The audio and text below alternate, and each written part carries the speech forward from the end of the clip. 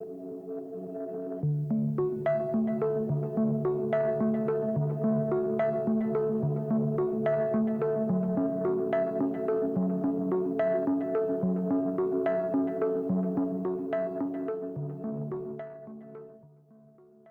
everybody, welcome to the dungeon. My name is Robin and today is Lampworking 102.8. Today I wanted to share my very first Floral Murrini cane with you all. And I've been wanting to make these for a long time, but I just kind of felt a little intimidated by the whole process. You can make your Murrini cane as simple or as complex as you want, and I kind of think I am somewhere in between. It's not a specific flower that I'm making, it's more of a fantasy flower just to kind of go through the motion of making this cane. If you've ever been interested in how to make a Flower Murrini, I figured we'd all do it together. And in the next demonstration, I'll share with you how to place a Murrini in a bead. So without further ado, let's get right into this. And as always, I hope you're all doing safe and well out there. Thanks so much for joining me, and I'll see you next time in the dungeon.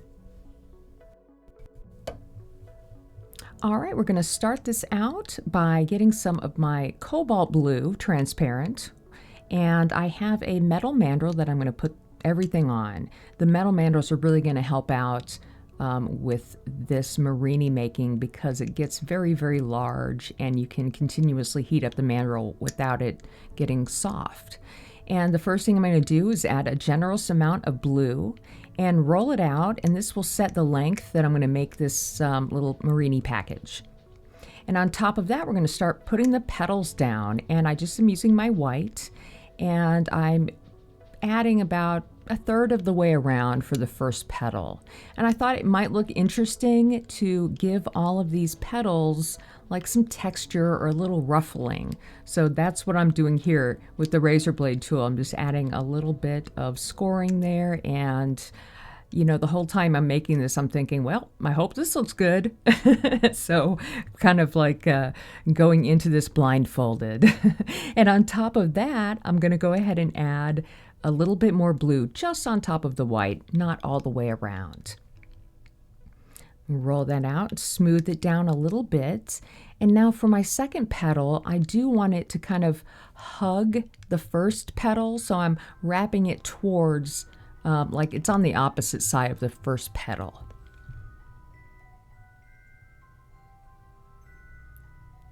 And I'll roll that out. I did cut out a lot of rolling and shaping as the video progresses, but yes, in between every time I add the glass, I will roll it out and smooth it down a little bit. And from there, I'll do my razor blade tool.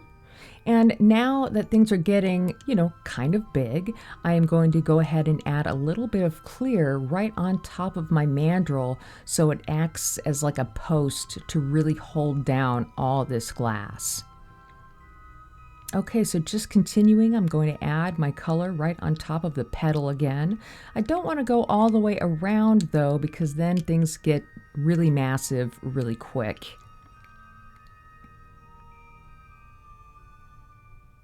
Okay, so another petal, and at this point I am just taking it maybe again halfway around at first.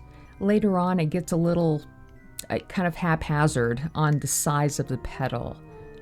Again, it's just a fantasy flower. It's not representative of anything real out there. It's just something that I thought would be fun to try out before I actually try a specific flower in mind, just to see how it would come out.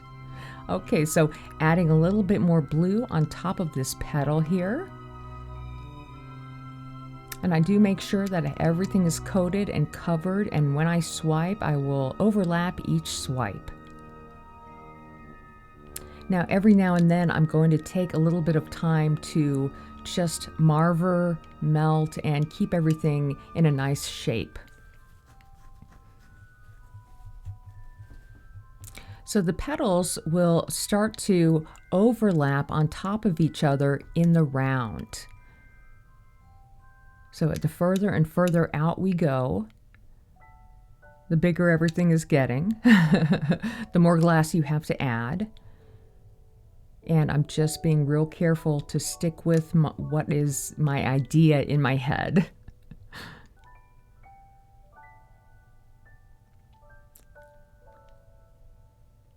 And the rolling out is really important. You want to make sure that you're actually thinking about what this is going to look like in a cross section. A little bit more white and rolling it out. Adding my texture. There's really no rhyme or reason here for me when I'm adding these these stripes in there, or the divots in there. And there it is. So far so good. I'm really kind of liking the way this is going, so I'm just gonna keep moving forward.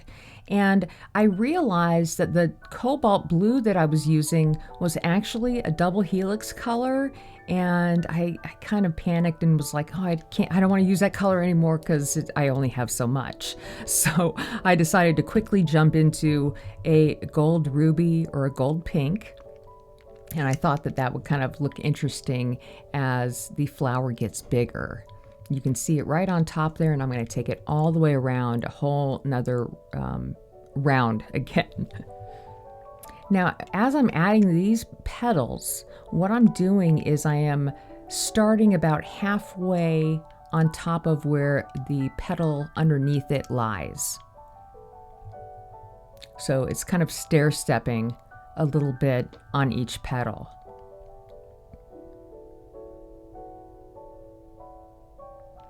I felt like I was running out of gold pink too. So onward, I am moving on to this transparent yellow, which I wasn't really thinking about it being on the outside. But I think it ended up looking pretty good for a first time fantasy flower. And here I am just continuing adding these petals all the way around, getting my texture in there.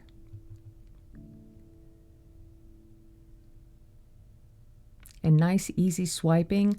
At this point, I wasn't really thinking about if I needed to do a double swipe or make it thicker or thinner. I just felt like I needed to go through this whole process just to kind of, dip my toe in the water of Flower Murrini making. And if there's any Flower Murrini makers out there, please forgive me if it looks like I don't know what I'm doing. Because there's times here where I'm not quite sure. But nevertheless, when you have this much glass on your mandrel, all of a sudden, you really just need to kind of move forward.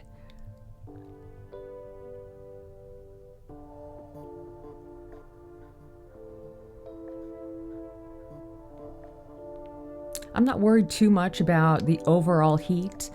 Or anything cracking in the center, because we continuously are adding hot glass in a round. So that kind of keeps everything nice and warm. So I never really thought about having to heat the whole thing up and, spend time making sure everything was nice and hot.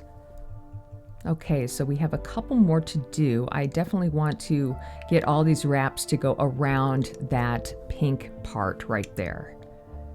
And as everything gets larger and we're starting to work on the outer side of this flower, the swipes, at least on this one, they're getting wider and wider.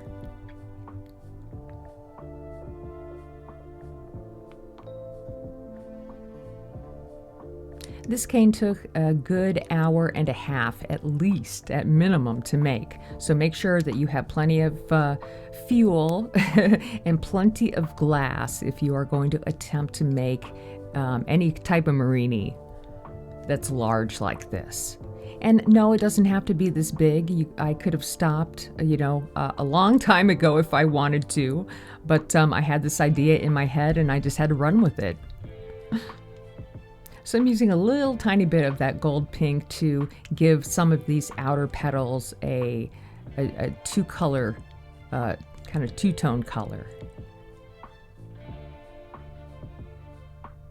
And as I'm making this, I'm thinking about all the different colors and patterns that I could have done.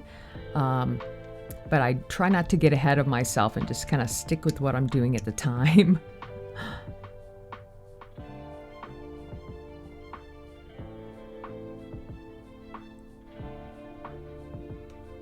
Okay, here's my last petal, and I'm just going to go ahead and add a little bit more of the ruffle.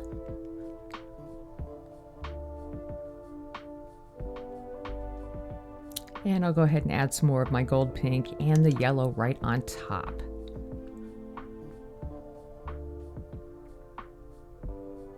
And, you know, as I was working with this, I really wasn't thinking about how big it was getting. I just kept telling myself to get through it and everything's going to be okay.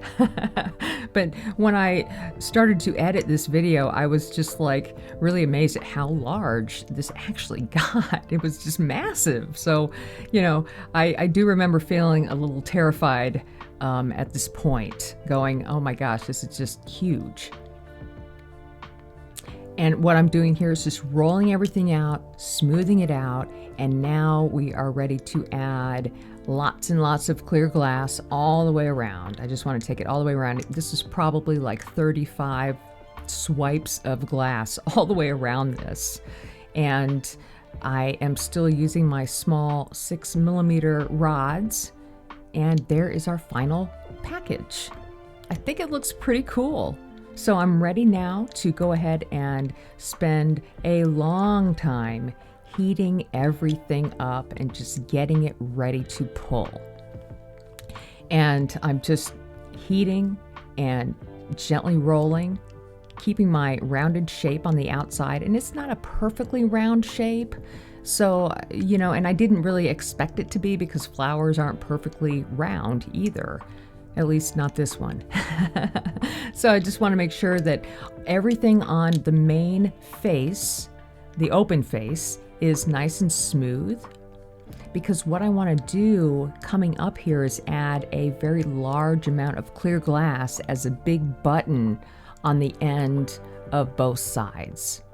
So as I'm heating up, I have a big flame.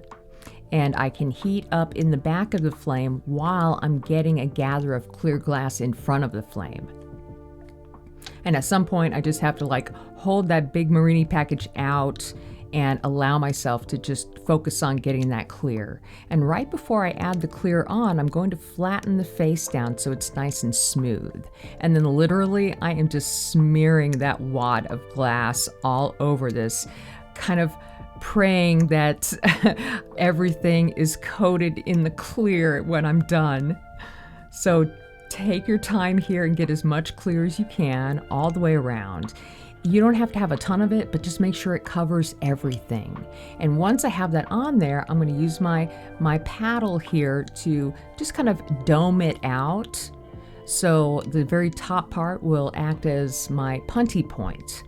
And these punties have discs on the end, which really helps to pull large packages of glass out.